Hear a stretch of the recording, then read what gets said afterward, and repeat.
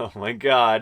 Hey there, we're Crystal and Eric, corporate remote workers, property photographers, and full-time van lifers. We like traveling off the beaten path and finding hidden gems along the way. If you like that too, hit that like button and subscribe to our channel for more.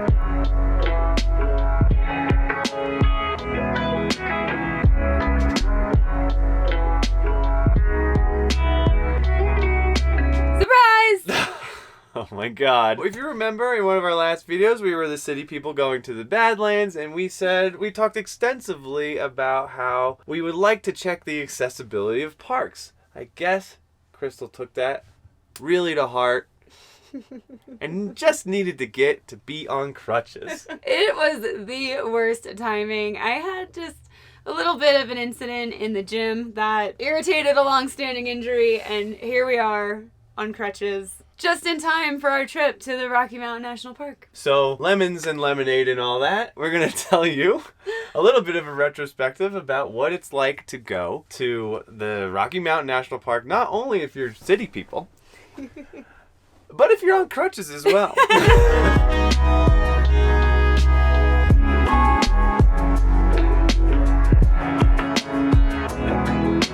Honestly, it's very on brand. Our whole thing with this trip is that we want to see the best views that we can without too much of the exertion. So actually, we had planned to book a tour of the Rocky Mountain National Park. We did not want to be doing these long hikes to lakes and just different areas to see. But option number 2 is that when we crowdsourced information on where to go in Rocky Mountain National Park, the list of options that came back was so overwhelming. I think I was just like staring at my text and I'm like, I don't know what to do. Everyone says to do something different. Is it paralysis by analysis? There were just way too many options, so we figured it best to leave it up to an expert. And hot tip, if you're not comfortable with extensive planning or don't know a lot about hiking, that was a huge success for us. It was 100% the way to go because not only was it a driving tour, so we didn't have to drive our van on the mountain roads, which we were a little intimidated by because you get a little sneak peek driving into Estes Park, which is the town that the national park sits in, and that road is no joke. So we were like, wait, if we're gonna go 2,000 feet higher, 3,000, 4,000 feet higher,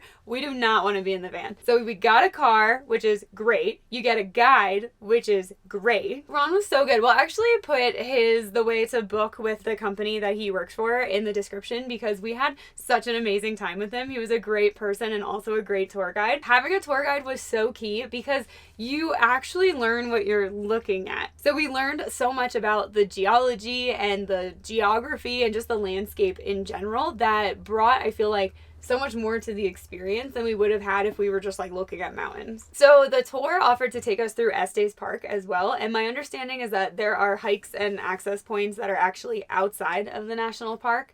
We did not opt for that option because we were actually driving around Estes Park ourselves the day before in the van, and we absolutely fell in love with this town. It's a huge benefit for Rocky Mountain National Park versus, say, the Badlands, which is our direct comparison, having done a video about that just a few episodes ago.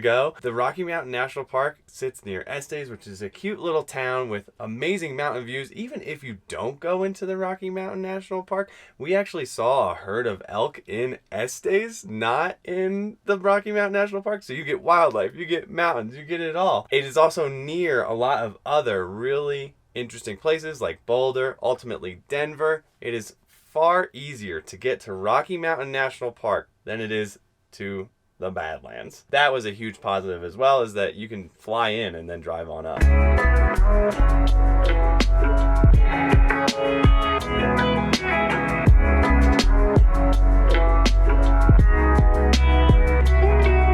Eric had a little bit of trial by fire because we drove in the road towards Estes Park. Unfortunately, a friend of ours had like a slight medical emergency and we had to run back on that road at night and then back again at night after we were done at the hospital and then out the next morning. So you are a pro at this point. Yeah, of that specific road, I guess I could do it with my eyes closed, but you could not believe the sense of relief that I felt the first time that I drove in there thinking, oh my God, I'm not going to have to do this for another 48 hours. And then all of a sudden, I'm doing it a couple more times. Our friend is okay, so that was the important thing, but Oh my God. Side note, I did find out, surprise, and this is why you travel, you learn stuff about yourself, that I have a phobia, like a legit phobia of driving on these mountain roads. I thought I was just uncomfortable. No, I'm terrified. But it was okay. And Estes Park can be okay for you too, even if you feel like me. The roads definitely feel a little sketchy. Even as a passenger, it's not the most comforting thing when you're looking over and it just drops off. Thankfully, there are a lot of lanes where slower moving vehicles can pull over and let people pass, and it is similar in the park as well. So all of that was about Estes Park before you even get into the national park. And then in the national park, in our tour, we did do a portion of the main road. Not all of it was open because we are not here in peak season, and fun fact, they got like 2 feet of snow a few days before we arrived. It's May. It's in May. So the road was still closed after 11,000 feet. We were able to go up to like 11,000 or 11,500 and pull off into that viewpoint. And the viewpoints are definitely worth it. Really, really nice. I definitely encourage you to do that main loop, even if you are a little uncomfortable with the drive. Personally, I think the drive into Estes Park is a little bit scarier than the road itself in the national park, at least up to 11,000 feet. Yes, driving through the national park, we were luckily on that tour and we were able to get to heights that we would not have been able to get to comfortably in our van as a larger vehicle on the smaller roads. But I was happy to see, keeping track of my comfortability on the way up, that we would have gotten to some pretty nice lookouts. So even if you're a more cautious driver, you can get to, like, I think it's called Many Parks View. That one you can definitely get to and is well worth the payoff. One thing that we also will call out about driving, if you plan on driving, is the altitude sickness. So Eric and I had a lot of time to acclimate because we were doing van life around Colorado, and we actually stayed the night in Estes Park before going into the national park. Estes Park, I think, is at like 7.5 elevation. So we felt pretty decent being at 7.5. We were very thirsty, but outside of that, no other symptoms. Going into the park, we started to feel a little woozy when we hit that 11.5 mark at the highest that we went. We both got out of the car, and on crutches and all, I still felt a little uneasy. And then descending, I think we continued to feel that a little bit throughout the day. So just keep in mind, if you are susceptible to that type of thing, maybe plan a little bit more acclimation before you go up to the top, because us being East Coast city people, we were not ready. I mean, as low as you can get is a mile high. Like, if you go all the way back to Denver. Yeah. So I would highly recommend, if you want to be sure that you can acclimate to over 10,000 feet above elevation, yeah, give yourself some extra time.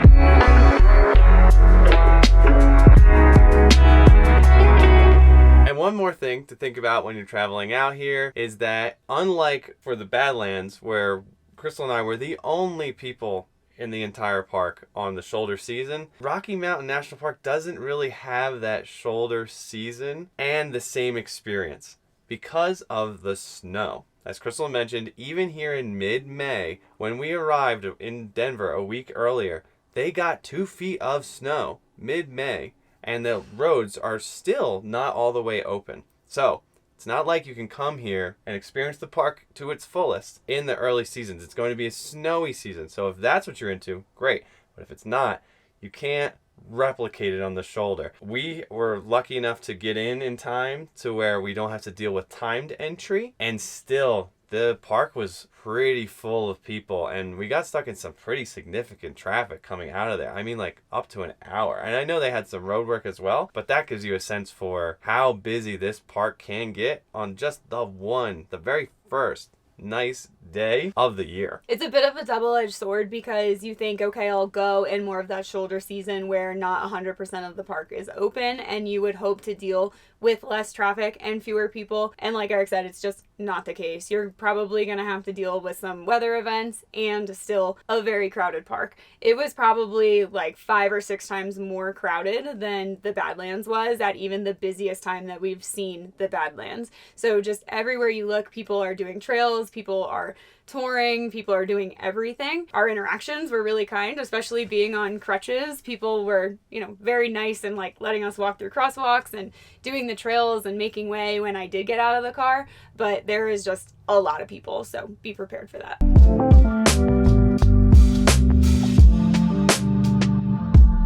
But all in all, I think for city people, the Rocky Mountain National Park is well worth the trip. We saw incredible views. We saw wildlife, all being very close to some really cute civilization, which, you know, you can dip right back into. It was a great experience, and I think we'll be definitely coming back again. We really will, and that says a lot because we spent a whole weekend in the Estes Park, you know, Rocky Mountain National Park area. So I think it's definitely a place where you can come and spend time, especially if you like the city and the civilization piece like we do.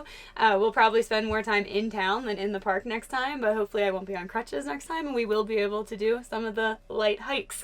Ooh, because I see that there's some good lakes that I want to get up to, and you got to walk out of the car to go see those. So Next time. Yeah. Thanks for joining us with our little recap of Rocky Mountain National Park. If you are city people and not so much naturey people like us, let us know your thoughts down below. And keep watching because we have more episodes coming out. We are making our way south through Colorado, and eventually we'll be getting into some really, really cool areas. Oh, look at how beautiful that is. Oh my god. I have rocks in my flip-flops. Ooh, I can't wait. So like this video, subscribe for more. We got a lot more coming. Please come with us. Please, I'm scared of the mountains. Please keep me company. Will you? He needs it. All right, see ya. Bye.